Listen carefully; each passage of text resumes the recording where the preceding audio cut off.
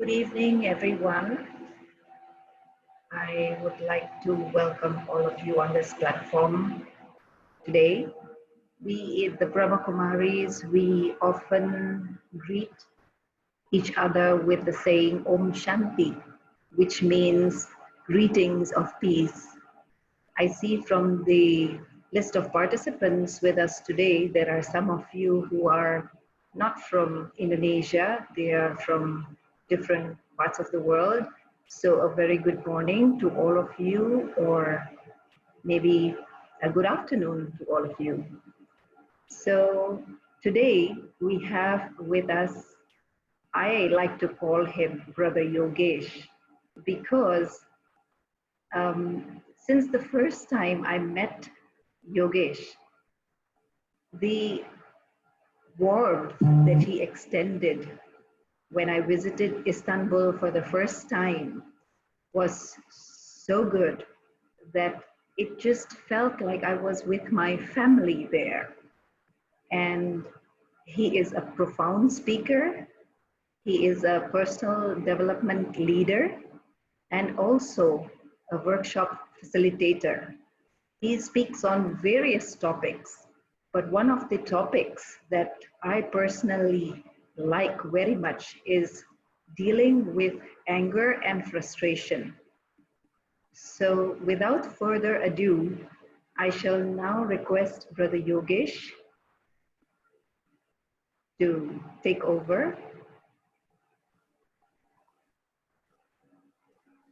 Om Shanti. Hello, Om Shanti, and thank you so much, Sister Javeen, for such a warm and generous introduction. It makes me feel very welcome. Thank you so much. So I'm very glad to be with our family there in Indonesia and, as you say, other parts of the world as well. Can I check, can you hear me okay? Is this all right? Yeah, if somebody could just drop a message or wave their hand by saying if Brother Yogesh is audible. Yeah, okay, it's good, brother. All right. So I've been in this study and this practice of meditation and self-awareness for most of my life. I was around 8 or 9 years old when, through my parents, I started attending the BK Meditation Center in the east of London.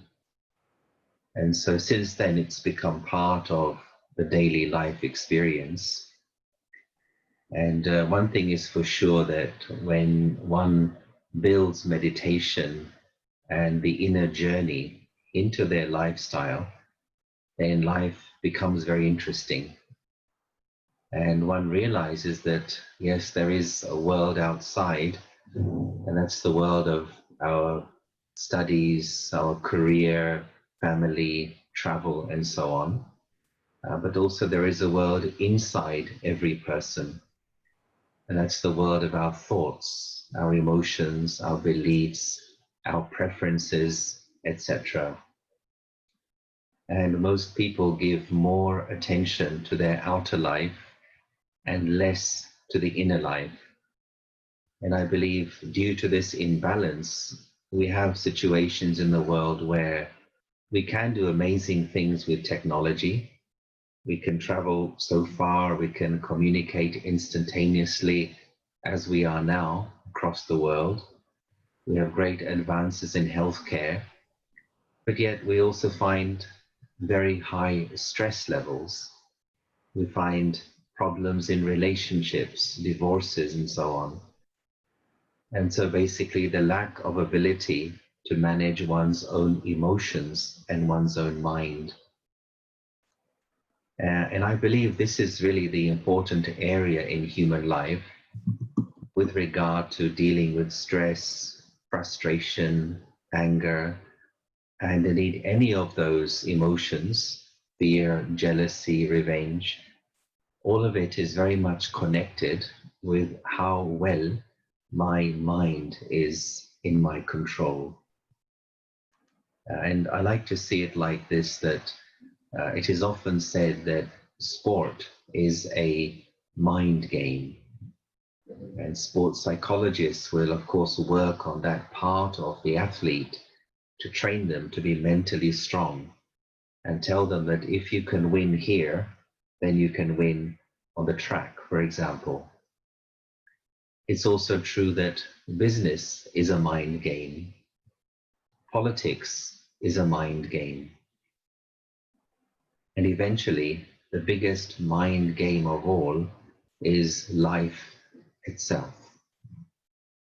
And hence it has been beautifully said by Marcus Aurelius, the Roman emperor, the quality of your life depends upon the quality of your mind. And those familiar with the Indian traditions will know the phrase, Man Jeet, Jagat Jeet. If you conquer your mind, you conquer the world.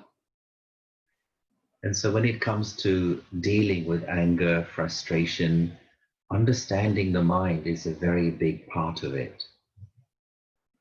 Now, just think of any machine that you may buy, whether it's a phone or it's a fridge or it's a car, but along with that new machine, you also receive a user manual. And that manual tells you how to take care of that machine and how to look after it and use it properly. And so the question arises, well, where is the user manual for the mind? How are you supposed to think? How are you supposed to best spend your thought energy? What kind of attitude is suitable and is healthy when you are facing criticism? How to deal with yourself when you keep making the same mistake over and over and over again? What to do when you are accused of something which has nothing to do with you? So there is a whole science of understanding how to manage your attitude and your mind to different scenarios in life. But broadly speaking, people are generally illiterate in this area.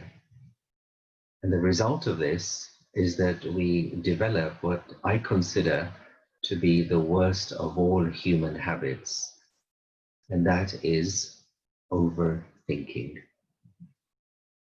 Because when we think too much, we are literally throwing away this precious, precious fuel of thought power. And therefore, the mind becomes tired. And when the mind is tired, then the patience level goes down, tolerance level goes down, the ability to understand someone else suffers, and we have disproportionate responses to the situations around us. We may make a small thing into a very huge issue. We may change a tiny mustard seed into a mountain, and therefore further create difficult emotions to deal with. So understanding all of these things is a big part of dealing with anger. In fact, two things we'll be looking at today. One is increasing our understanding of life and understanding how the inner mechanisms work.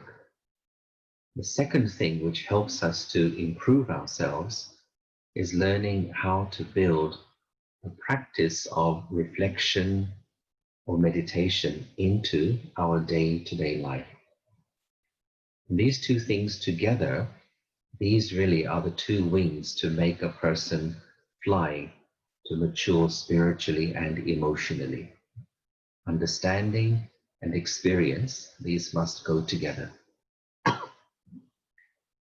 So let me start by sharing what I consider to be the three main categories of people when it comes to how we face or deal with life. When I used to work in central London, one of my first jobs, I was working in Oxford Street, and possibly some of you have been there. So it was a big office, a huge big building. And as you do, you go into the office in the morning and you say to your colleagues, hello, good morning, how are you today? And for the most part, the answer would come, well, I'm surviving. And a thought would come to my mind, but to survive, like, is that enough? Just to survive, just to get through the day, just to survive and get through life?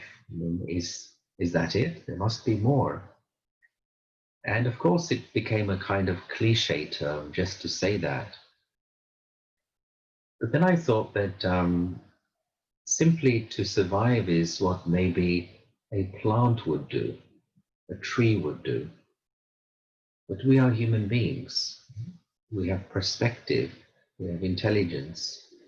We can change the way we see things to improve our life experience. And so the next group up, I would say, is those who exist. And to exist means you go through the day-to-day experiences of life. And sometimes you win, sometimes you lose. Sometimes you are praised, sometimes you are criticized. Sometimes you are the center of attention, other times everyone ignores you. But when you are in the existing mode, then the way you feel is based upon the things outside of you. So things are happening as per your wish. You may feel happy and content. If things are not happening as you like, you may be angry, frustrated, or upset. If people are behaving as per your desire, you may feel secure and comfortable. If people are behaving as per their desire, you may find yourself irritated. So in this existing mode, my internal emotional landscape, my emotional state, is a result of the things outside. Sometimes you feel happy, sometimes sad, sometimes elated, sometimes depressed, angry, etc., etc. And that's very tiring. It's rather like being on an emotional roller coaster. But then the smallest group, which I consider to be the top group, and I think that's the group that we are all interested to be in, that is of those who actually live. Now, what does it mean to live? To live means, yes, you go through all those experiences. Sometimes you win, you lose, criticized, praised, all those things happen. But when you live, it's as though you have made this decision that my peace of mind and my happiness is my personal property, non-negotiable.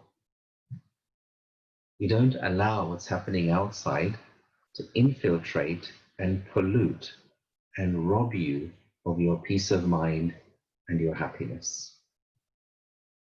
And you may have heard of this saying that a ship should move on the water, but the water should not enter inside the ship. So we live in a world where people and situations may not be as per my liking. There may be corruption, there may be deception, and so on. If we wish to live in the world, we need to learn how to protect our inner peace. And what is the difference between the existing mode and the living mode? I believe it comes down to one main thing, and that is the way I choose to see life. The perspective from which I choose to relate to situations and to people. Those who understand the Hindi language may know this phrase, which I love very much. Jaisi aapki drishti, vaisi aapki srishti, which means as is your vision, so is your world. Now, generally what happens when we don't like someone or something, in our world, in our life, then we try to fight with that or change that. But I believe a smarter way to live, a spiritual approach to life, is where I ask myself, can I see this situation differently? Can I relate to this person from another perspective? I may not be able to control what life brings to me, but I can control how I choose to receive it. When we are consumed by what we don't like about other people or situations, we generate our own stress, our own anger, our own difficult emotions. But when we make the shift from trying to control what's on the outside into having better self-control of my response to the outside, notice a big shift in also our emotional state. If we try and represent it like this, let's say over here is life, and here is me as a person. And the tendency that most of us have is we try to control life, especially the people in our lives. And we believe that if I can control people in my life, I'll be secure, I'll be happy, I'll be at peace. But the news is you cannot control life. You cannot even control one other person. If you try to control life, you will necessarily become stressed. But between me and life, there is my mind. And if my mind is in my control, then life is not able to stress me. In a nutshell, that's the main work to do when it comes to personal evolution. Shift the desire for control from controlling people and life to having control over my own mind. Now, to be able to do this, it requires us to be intelligent. So let's have a look at intelligence for a moment before we go further. So I've got these little visuals which I hope are going to help to explain some things. I think you can see this. It seems fairly clear. Yeah, okay. So these are four intelligences. And the one which we are most used to hearing about is, of course, this one, IQ. That's a person's rational intelligence. And for many years, this was the only one that people really talked about. It was a way of measuring how well a person would do in academic life, in career, and so on. And if somebody scored high on an IQ test, then we would say she or he is very intelligent. But this is no longer enough for successful living today. So the next one up here is known as IC. And as you can see, this stands for a person's intuitive capacity. Now, what does that mean? So intuitive capacity is your inner wisdom. Every person, every soul has something called inner wisdom or the inner voice. But for the most part, people are unable to hear it. The reason for this is because the mind is too noisy, too chatty all the time. Too many thoughts, too many desires, too many emotions. And as a result, it's like trying to hear a voice in a storm. You know something is there, but you can't hear it. If we allow our minds to become quiet, we're able to emerge that inner wisdom and use it in our daily decision making. And life is very different when you allow your inner wisdom to be your compass in your life. Not just for the big decisions, but in everyday life, how to handle a difficult personality. What to do when something does not work out. What attitude to have to somebody who is against me.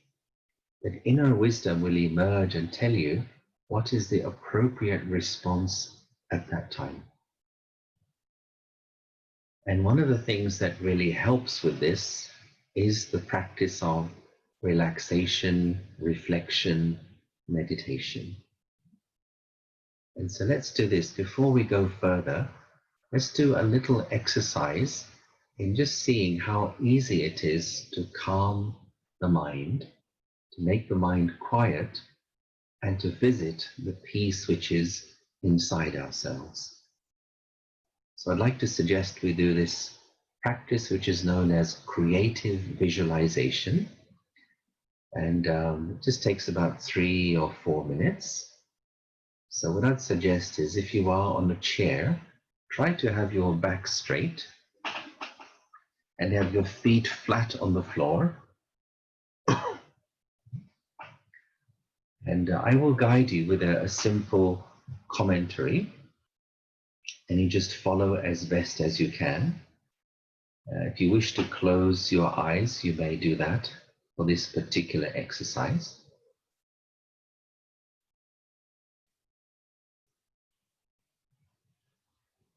Okay, so this is called the quiet room.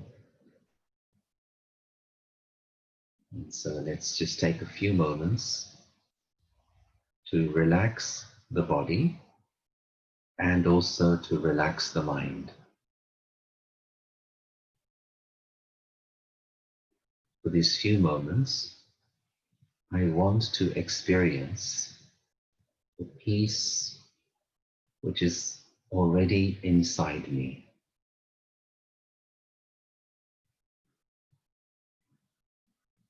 And so just bring your attention in towards yourself.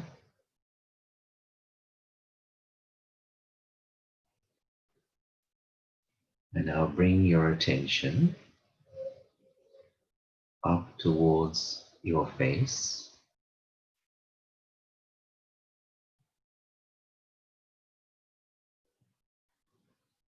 And bring your attention to the center of your forehead.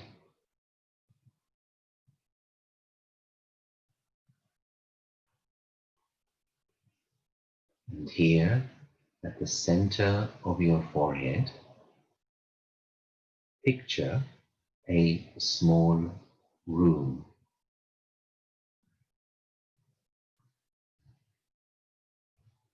The small room in the center of your forehead is your quiet room of peace.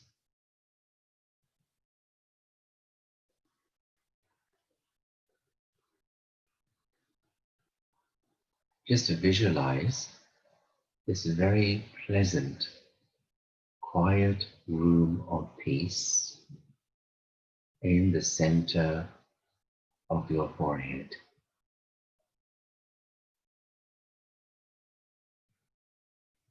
This is your private and personal space.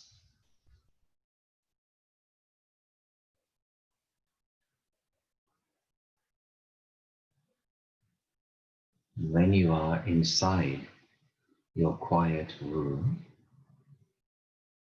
you feel very relaxed.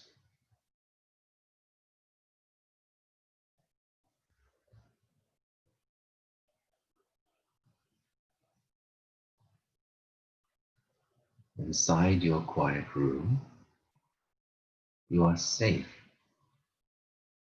secure. You are free from the pressures and the demands of the outside world.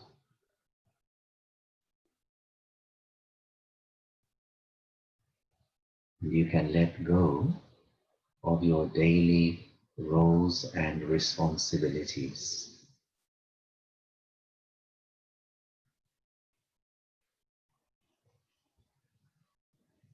feel the peace and the wonderful silence of your quiet room.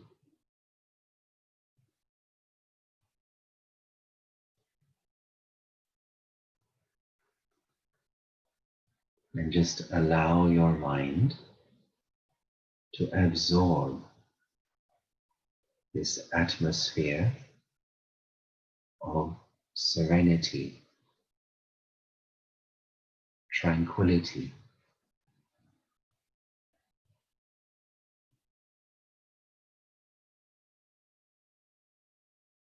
And as you do so, the thoughts begin to slow down.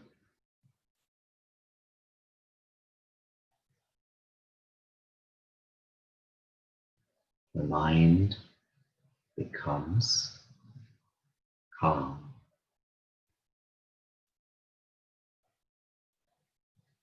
quiet,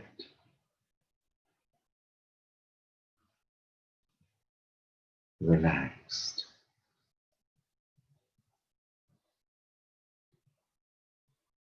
Peaceful and free.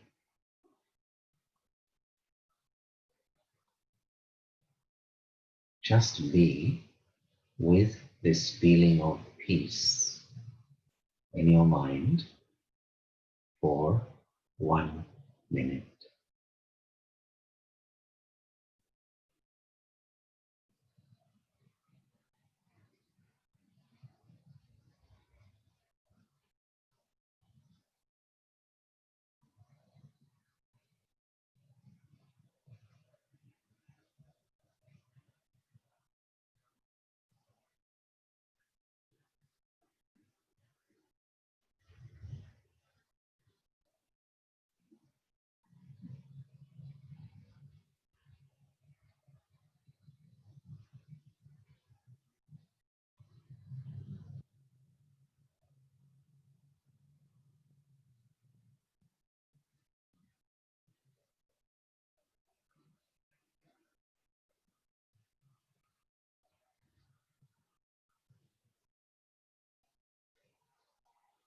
Okay, thank you.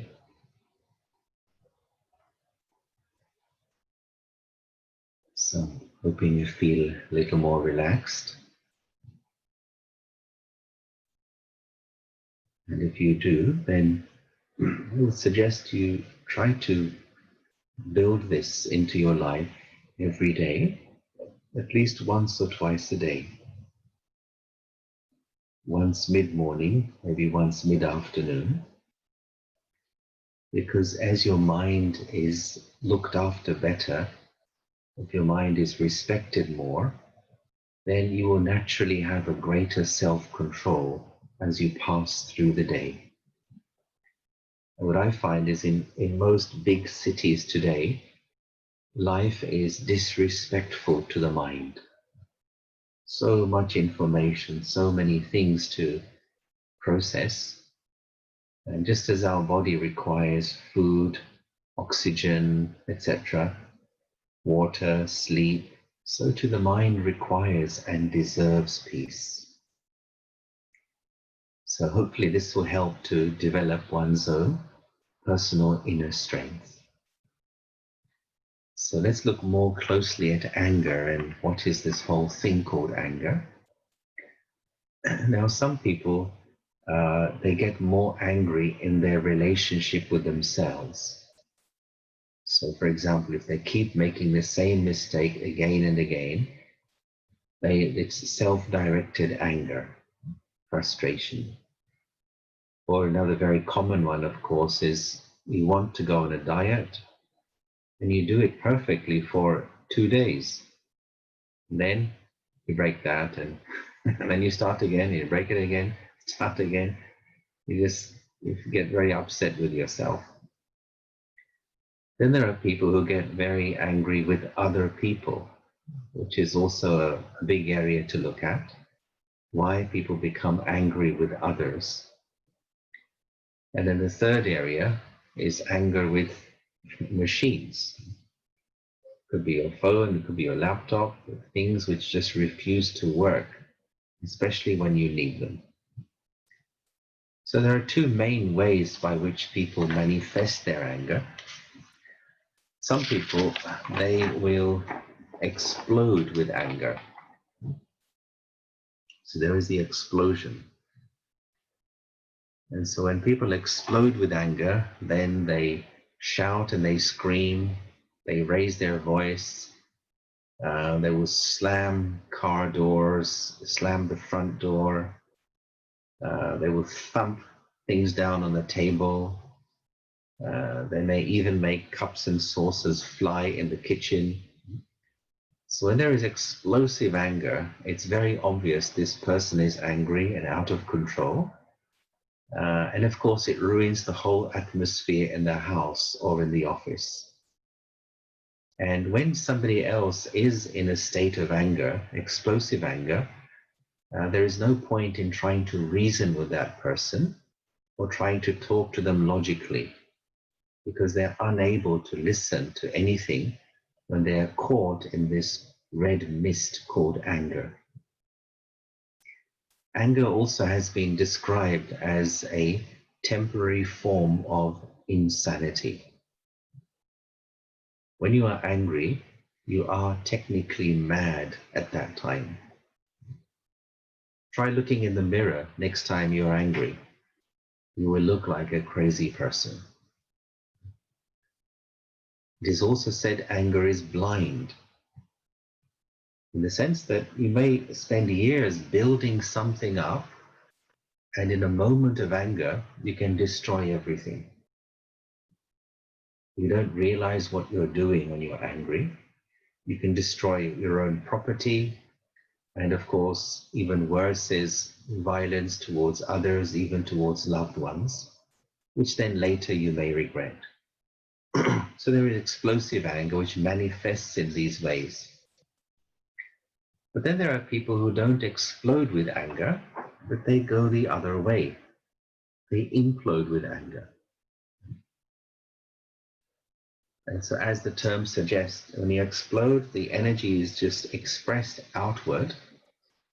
And when one implodes with anger, it's still the same energy, but it's being pushed inside. And there, it's not as though I am controlling the anger, but I'm just suppressing my emotions from coming out. And indications of what happens when someone is experiencing implosive anger is such a person will cut the communication. They will stop talking to you. They will begin to ignore you. They won't take your calls. And by ignoring you, they want you to suffer. They want to see you in some pain before they're ready to start talking again. Isn't it odd how humans behave?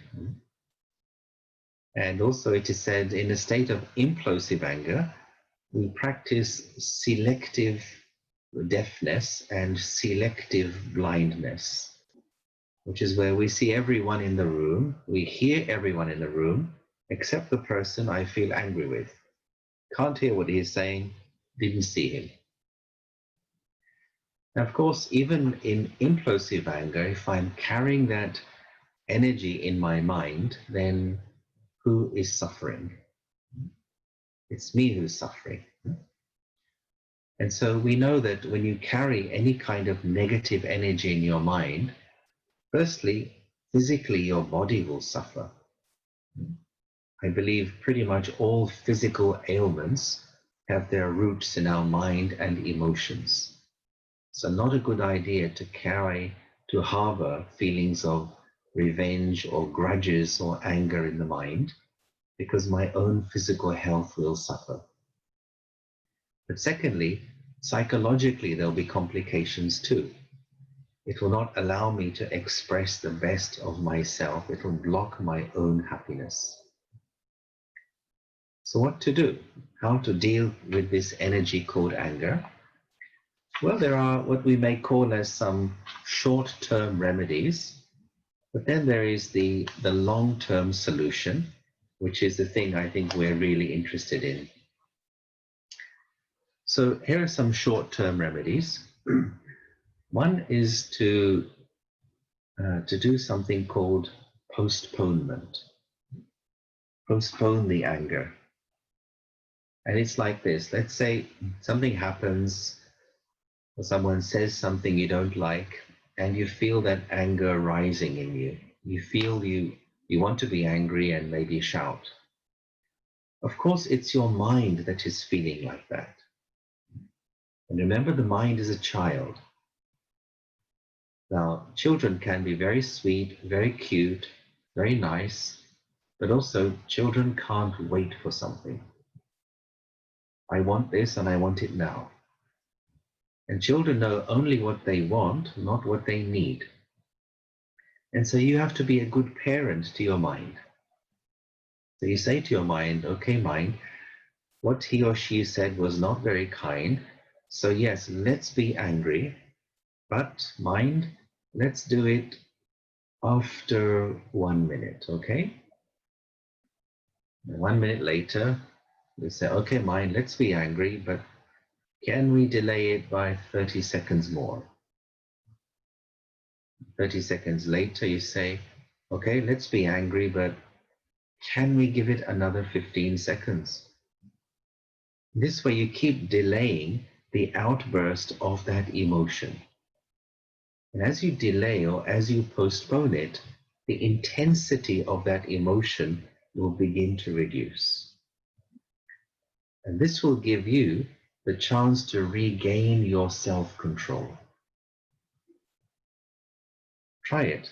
Next time you feel that anger welling up inside you, mind, okay, don't say don't be angry, say let's be angry. But after a minute, after half a minute more, give it another 20 seconds. And of course, one of the things you realize is, in fact, your anger is nothing to do with some other person. Your anger is nothing to do with the situation. Your anger is only to do between the relationship of you and your own mind. Other people are triggers, but they're not the cause of the anger. Now, for example, one thing that people often say is, I'm pretty much okay with everyone. I don't really get irritated, but there's this one person in my life, one person who just pushes my buttons. Do you have one such person in your life? Who has one difficult person in their life? Do you raise your hand? I think we'll probably all raise hands.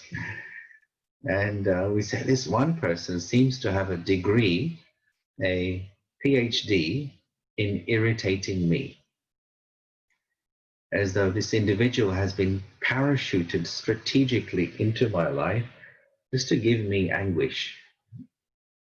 So what to do if somebody pushes your buttons? How to stop this? How to change this situation? Well, usually what happens when somebody pushes your own buttons, you look for theirs to push back. And so then we get involved in a button pushing contest. You push my button, I push yours. You push mine, I push yours. And of course, this is another sign of madness. But there's only one way you can really change this situation, and that is where you learn to deactivate your buttons. In other words, I learn how to have greater self-control. I learn how to be more stable emotionally. I learn how to not take the bait. Now, what happens then? Let's say, for example, you go into a lift. You push the button and it doesn't work. What would you do? Initially, you may push all the buttons and say, what's wrong with this silly lift? The lift is not going anywhere. And so you get out of the lift and you take the stairs. The lift gives you that message, we're not going anywhere.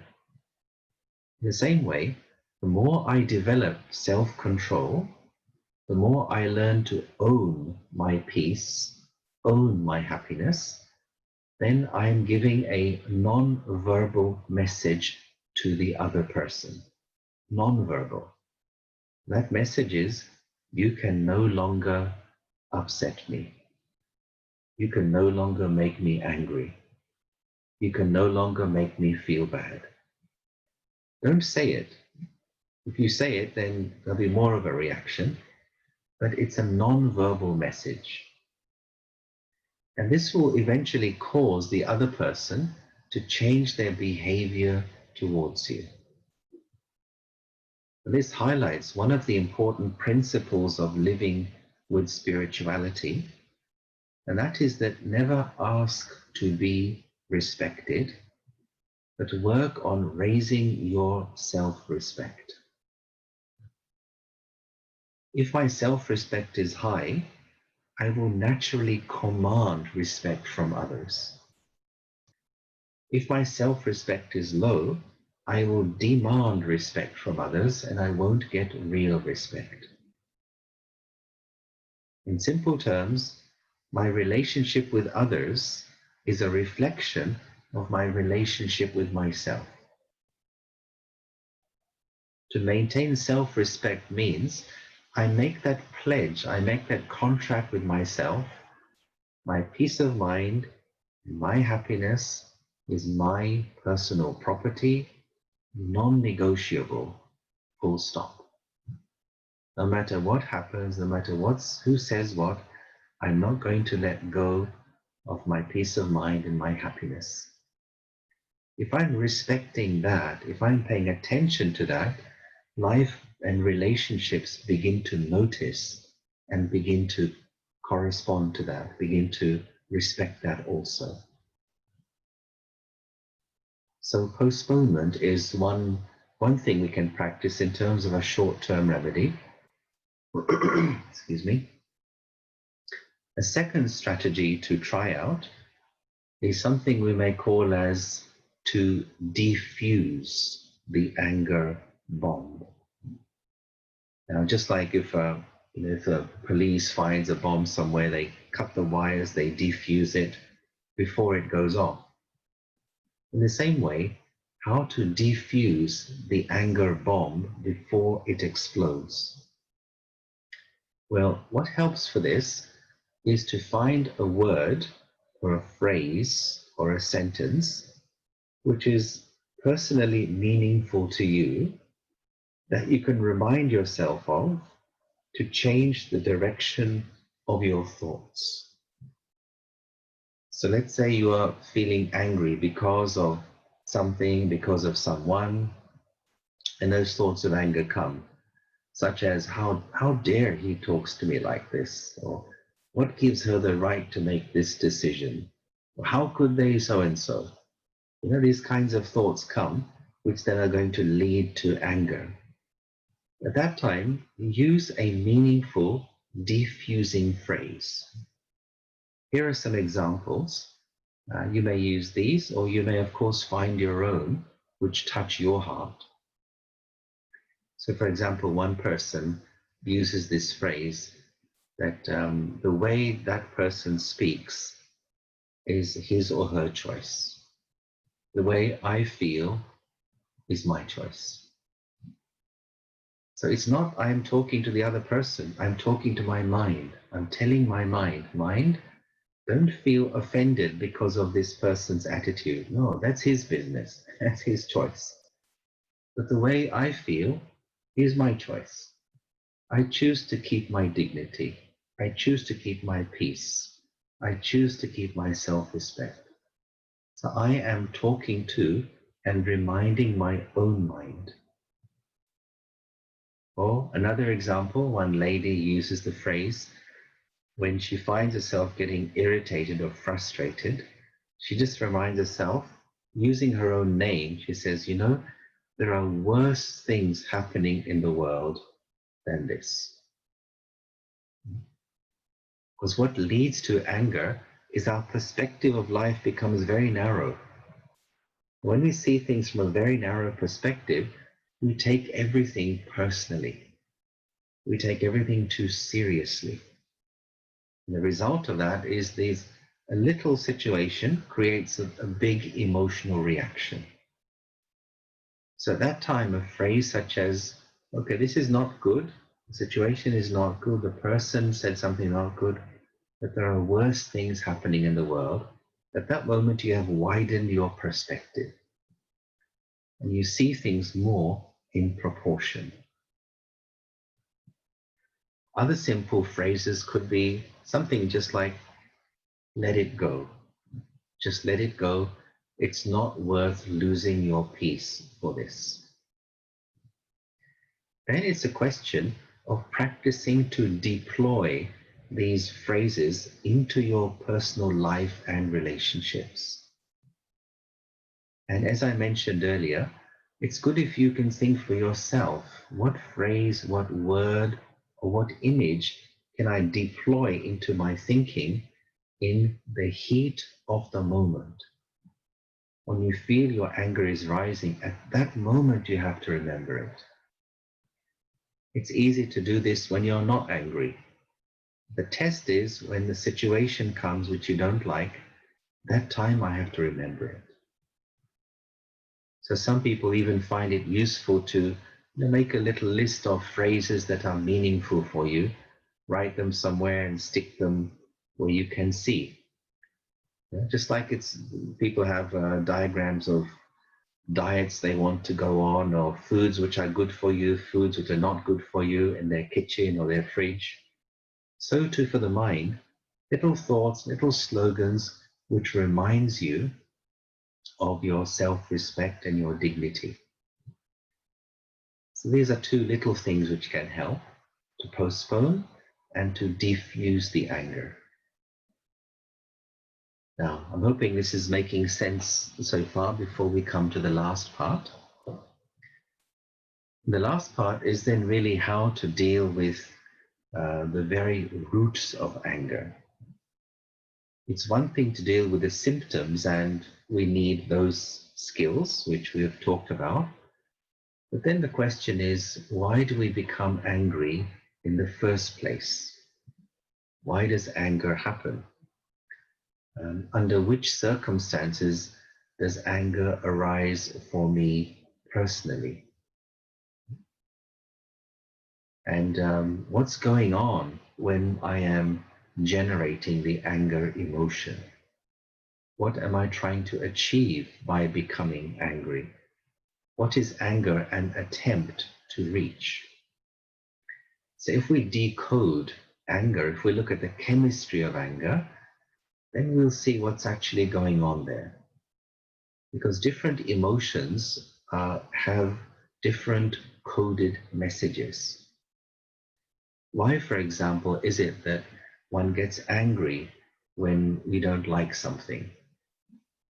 Usually I find in terms of dealing with people, 4 main behaviors of other people cause anger to others. I think maybe the biggest one is injustice.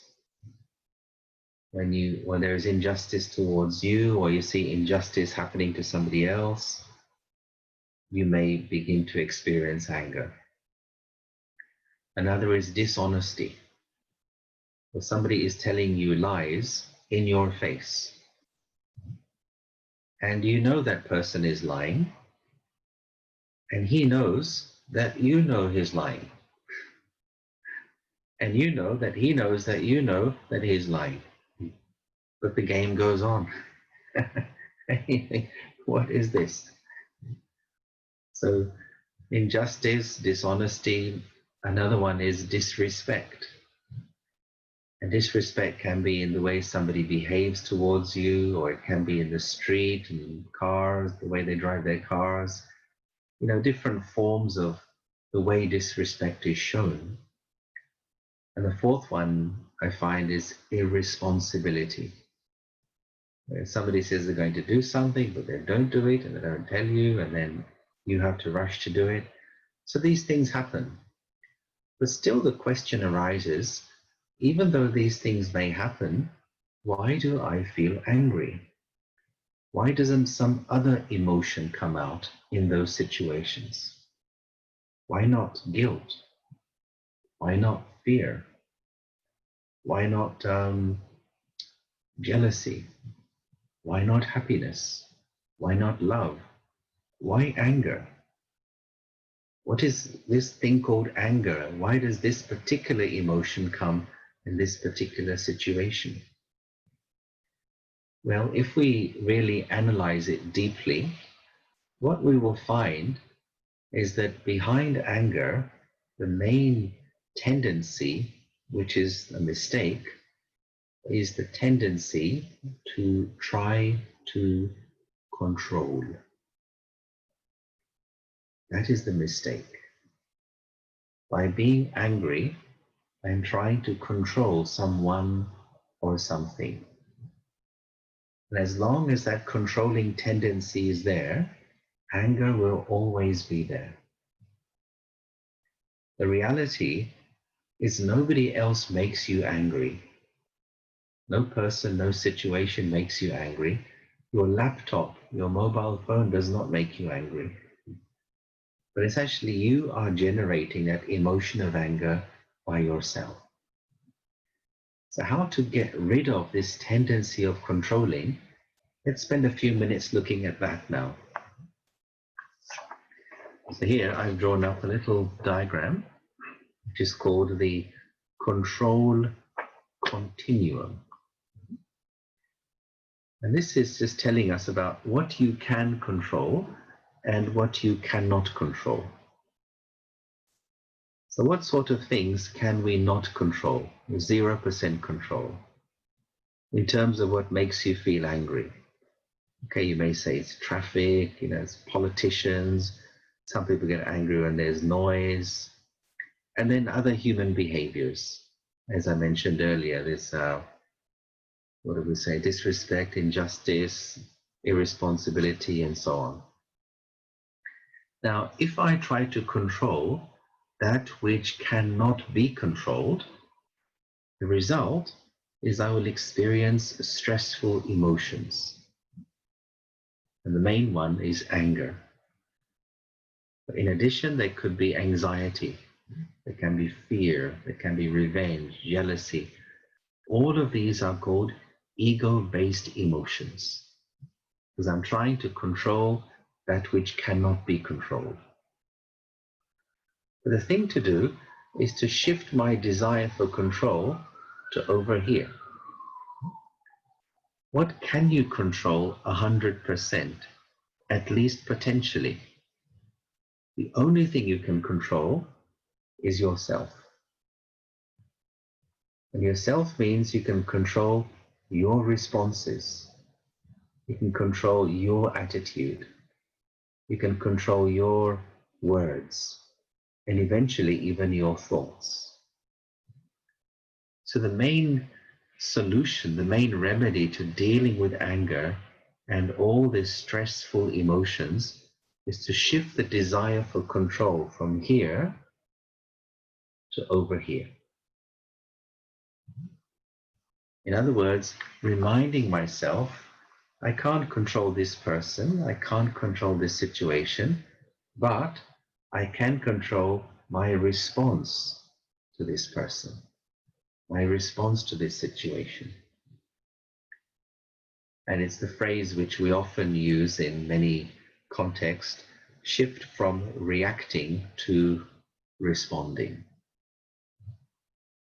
When I react, I am out of control. Somebody has pressed a button and I'm reacting. Responding, I see what's happening, I hear what's happening, I think about it, and I choose what to say, when to say, how much to say, if I want to say. The response is it's a coordinated expression. It's coming from my choice. Reaction is I'm a slave. If I react to someone at that moment, I'm a slave, and somebody else is the master. Do I want to live like that? No. So therefore, reminding myself of this, take back control, take back self-control. And you begin to notice, as I mentioned earlier, the more my own mind becomes my friend, the more my peace and happiness becomes my own property, everything in my life will upgrade. All my relationships, the way I perform at work, the way I handle situations, because life is the ultimate mind game. Okay? Here's a little formula which summarizes some of these things, something which can help us to remember. So as you see, E plus R equals O. So E stands for the event. The event means the person outside you, the situation you don't like. And R stands for my response to it. O is the outcome. So there are two kinds of outcomes in our lives. There are outcomes that we are pleased with, so no problem there. But then there are outcomes I am not pleased with. An outcome could be some situation at work or the state of a particular relationship in your life. So for those outcomes that I am not pleased with, which of these two, E or R, am I trying to control and change? If I'm trying to control E, the event, then hello stress, hello anger. I'm going to live with those kinds of emotions. If instead I shift my desire for control or change to my response, be more focused on my response, I have just as much influence over the outcome. Yeah, can you see both E and R result in the outcome? Let go of being too concerned with E, pay more attention to dealing with things. In other words, how should be my response? And you'll find, especially in relationships, if you find anger happens for you in maybe a particular relationship with a particular person, usually it's someone near to you, someone close to you, maybe someone you're living with. It's just there that, these niggly little things happen. But then I have to remind myself, okay, I don't like the way she talks, I don't like the way he behaves, but let me focus on my response, how I wish to respond. So the mind is letting go of trying to control the other, and instead that energy comes back to me and is helping me to upgrade my response to the other. Okay, do I have time to show one more thing? Yes, brother, go ahead. Yeah, okay. So here is another, I find very important little equation to be aware of. And it leads us really to, again, to freedom in terms of how we wish to feel. So I'm hoping you can see this. So this tells us that we are all surrounded by events. Events means all the things happening around us. It could be something in your home, it could be something in the street, or it could be what you see on the world news. And there's not so much you can do about the events around you. We walk through the streets, we see billboards, we see all kinds of things, and our mind is giving meaning to what we see. And humans are sometimes called as meaning-making machines. So the event is outside of me, but with my mind, I am giving meaning to that event. And we do this all the time. There may be some situation in front of me, in front of all of us, one situation, one event, but each one is giving meaning from their own mind. The result of the meaning that you give is the emotion that is created. That's the sequence. First something happens, then your mind gives meaning to it, The result is the emotion you generate. This happens very fast. Event meaning emotion, event meaning emotion. But because this happens very, very quickly, we don't realize that we, in fact, are giving meaning to the event. And the illusion that we are under is that the event has directly created the emotion. That's what we think happens, but it's not true. So, for example, we say things like, because of what you said yesterday, I feel very angry. So I'm saying that event is creating my emotion. Or because of such and such a situation, I am upset. I'm saying because of the situation, I got upset. But not true. I'm not angry because of what you said. I'm angry because of the meaning I'm giving to what you said. I'm not angry because of some event or upset because of some event. I'm upset because of the meaning I'm giving to the event. That's creating my upset. Now, this is both bad news and good news for us. Bad news is there is no one else who is responsible for your negative emotions. There is no one to blame. Sorry about that. But the good news is exactly the same, which means the way I feel at any moment is entirely in my own hands. If I choose to own the meaning, let me not be concerned too much with the event. Let me be more concerned with owning the meaning I choose to give to a situation. And let me work on upgrading or improving the meaning. Change the meaning, and you change the emotion. That's how this internal engineering works. Let go of being consumed by what you don't like. Choose to give higher meaning, better meaning to it, and your own emotions are in your control. And then you realize, when we get angry, when I'm angry, it's like I'm asleep at that time. I'm asleep to the power which I have. I'm asleep to my internal technology. I remember a friend of mine saying once that when somebody is angry, that person is declaring to others, I am a fool. I don't have self-control. It's like a declaration to others. So to be self-aware, to be spiritually aware, okay, there are many things we don't like about others. There are many behaviors of others which may not be according to my preference, but that's life. Life is a theater. But let me own my peace, own my happiness, and move through life, keeping those two things in my own hands. Okay, so there's, of course, much, much more to say on this important topic. But I think that's probably enough for now. So I hope it makes sense. Thank you. Thank you, brother.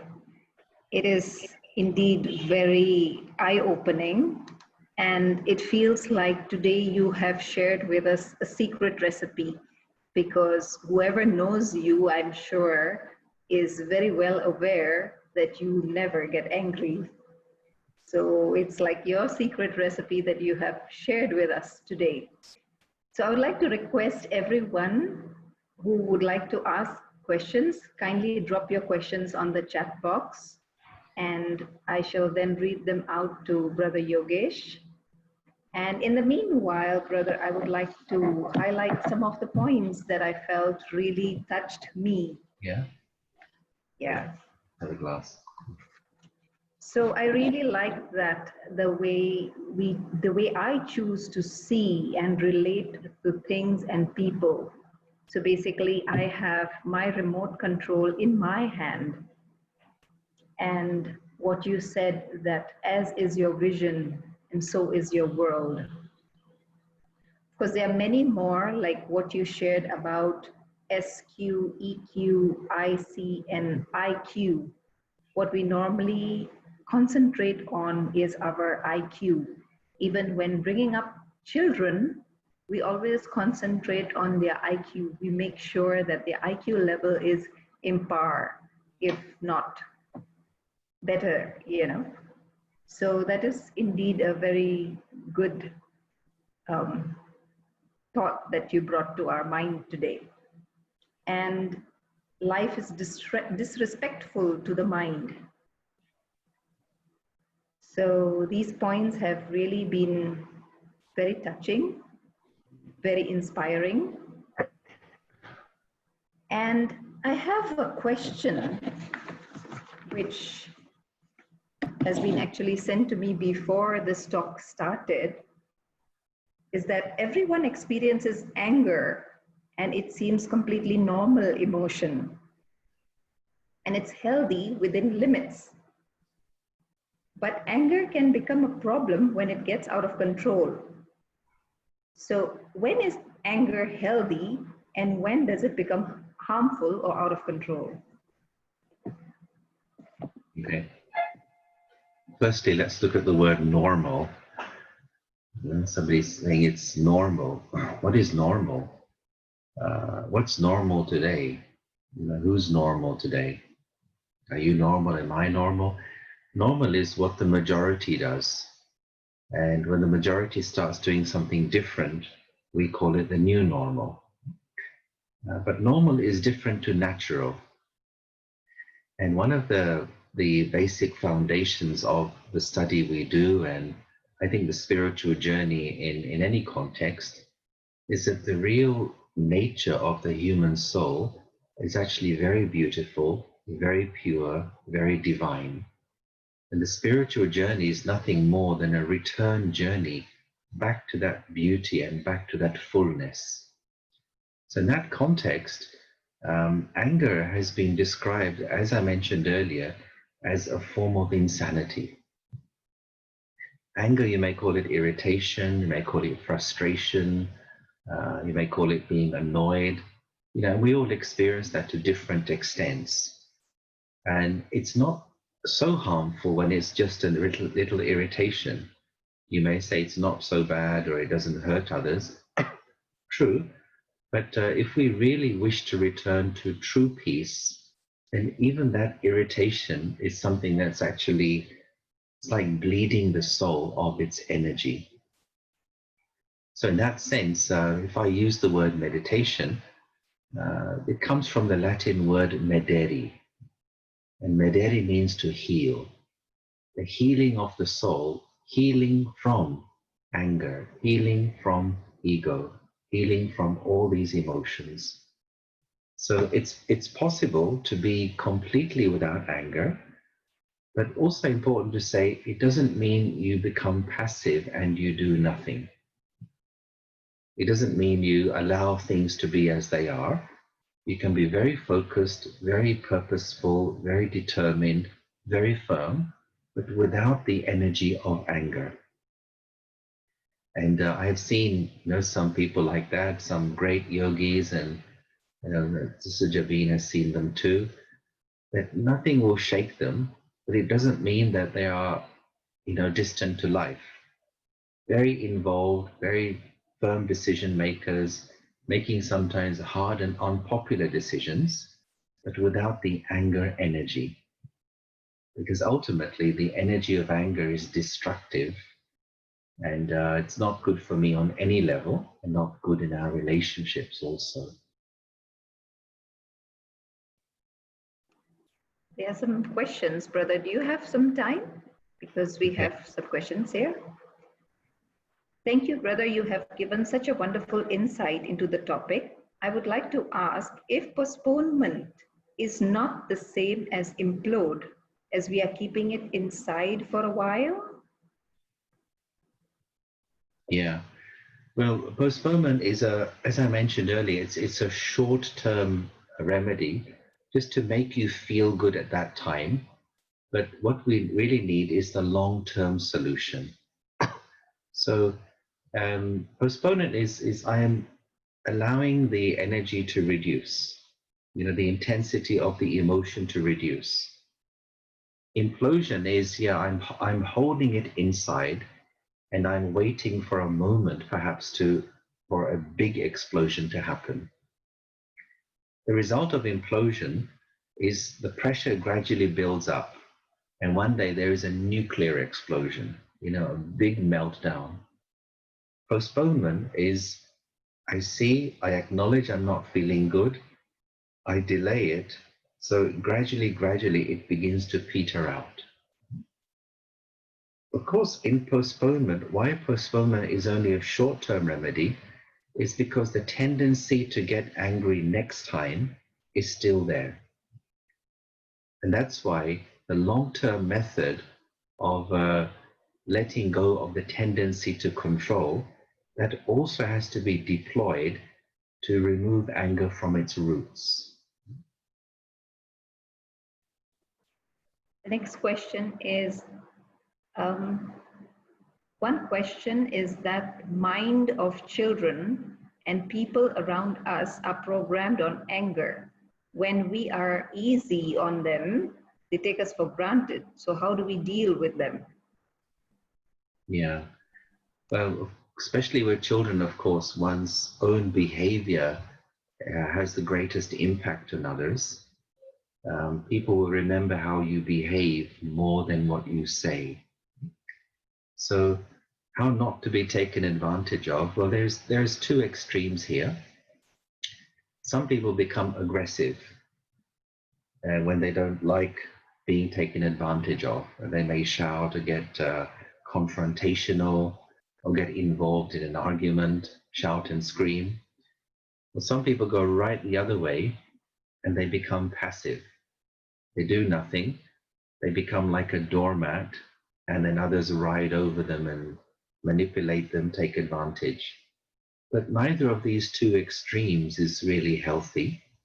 But I believe to be in the middle is the place to be, and that's called to be assertive. When you're assertive, you maintain your self-respect, you maintain your composure, your dignity, and actually you have dignity for the other soul as well. When you're assertive, you speak. You say what needs to be said. You deal with the situation without shyness, without hesitation. You are firm, but you're not confrontational. You're not getting into a fight. And people listen to you when you're assertive, not when you're aggressive. When you're aggressive, you will hurt people, and people will look for revenge. That revenge may be they stop talking to you or they don't work as hard as they normally do. But in assertiveness, there is self-respect, there's respect for the other. And even though somebody may not like what you say, but they will feel deep down it's the right thing to say.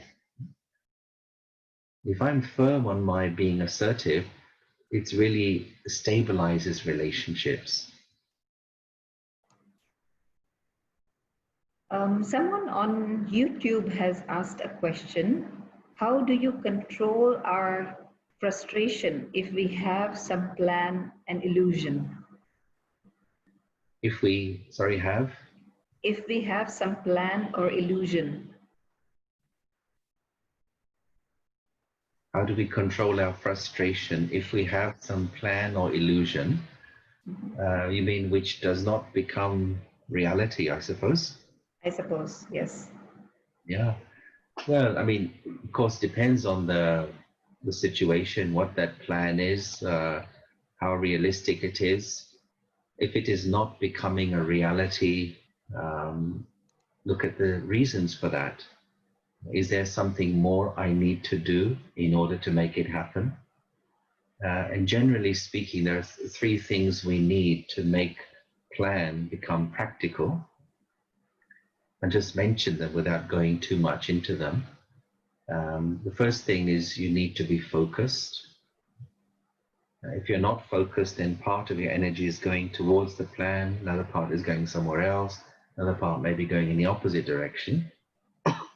So focus is the first thing. Second thing is you need the will to do it. Do I really want this plan to happen? Or is it just a feeling, just a desire? How much really do I want to do this? How much attention am I prepared to make? How much am I prepared to sacrifice what is needed to make this plan practical?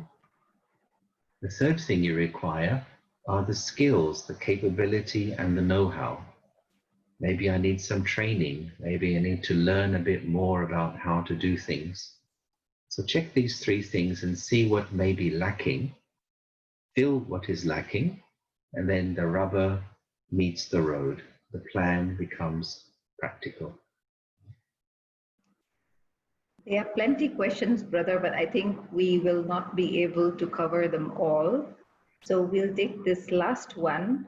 Please share more positive responses in most critical situations.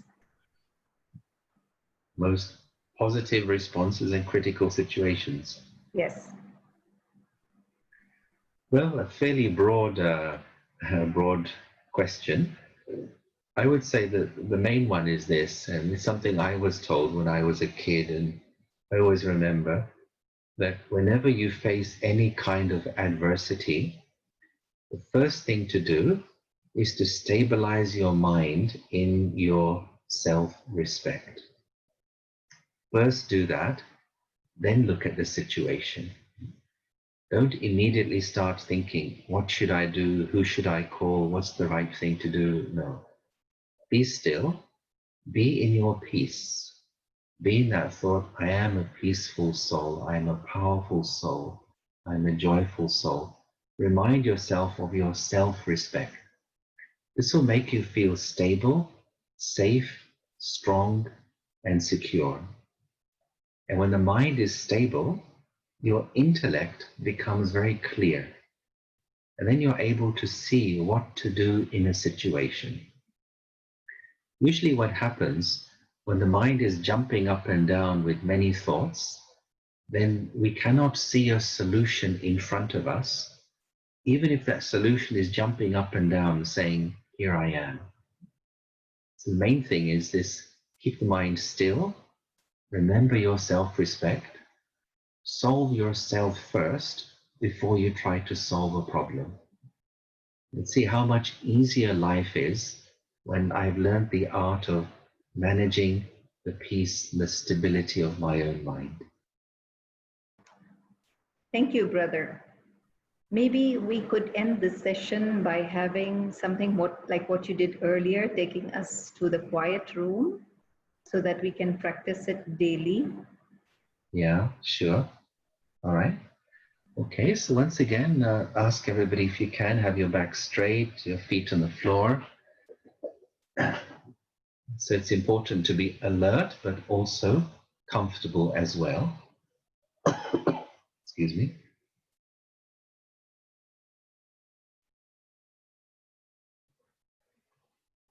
So once again, I just spend a few moments to be with myself.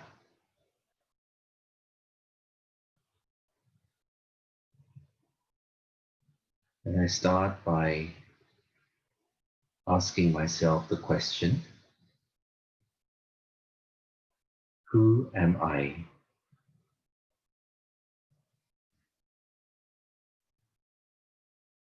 I know that in daily life, I play many different roles.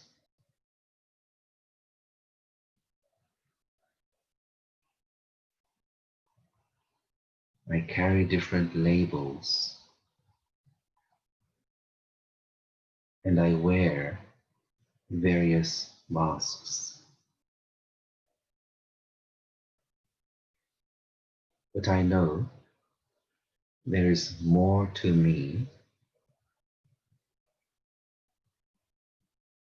than these labels, these roles, and these masks. Who am I behind these labels? Who am I behind the masks?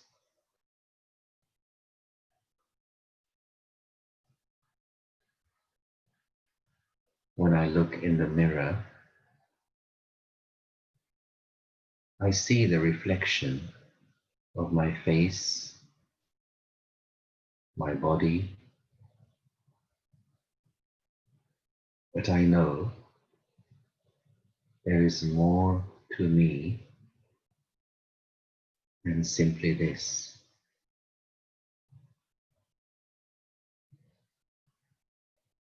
And so I bring my attention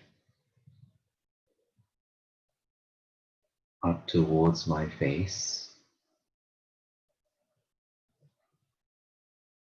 and up to the center of the forehead.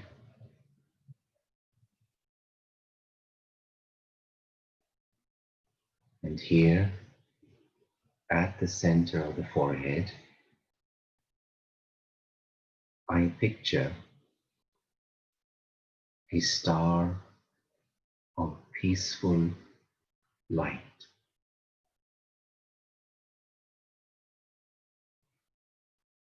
Just to visualize this wonderful star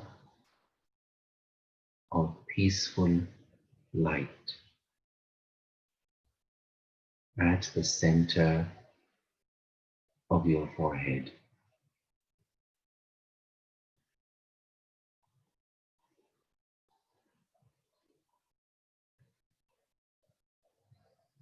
And from this star, waves of peaceful energy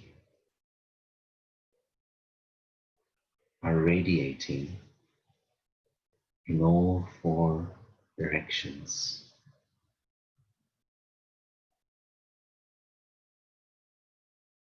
Sending peace and healing energy to every part of the body.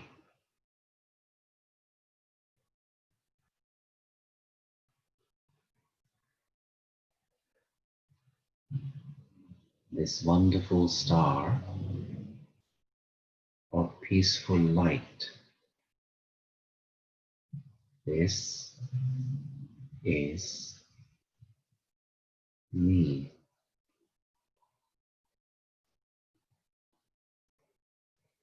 This is I, the eternal soul.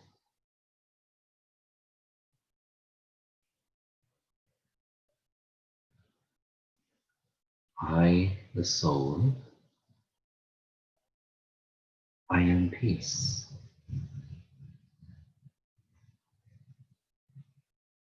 I am light.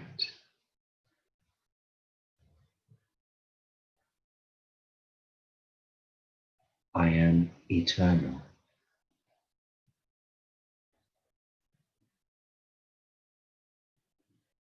And this peace has always been inside me.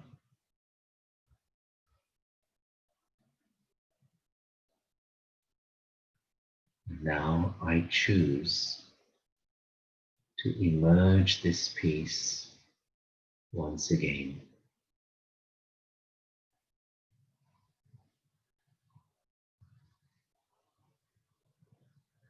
All I have to do is just remember.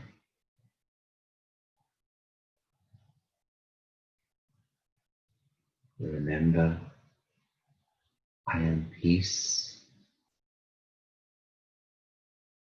I am light, I am eternal, I am free.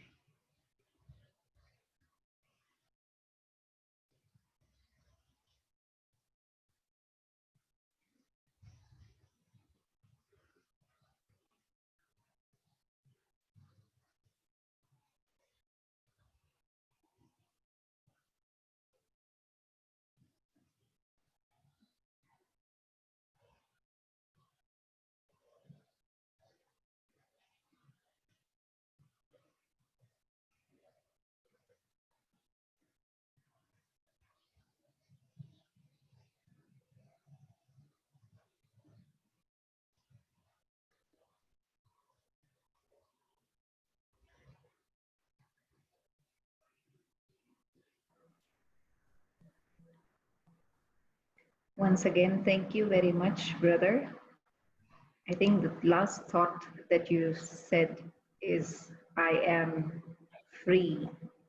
That word free and that feeling that came is just makes you feel so happy.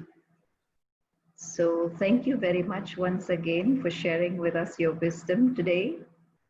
And thank you everyone for joining us today for this session.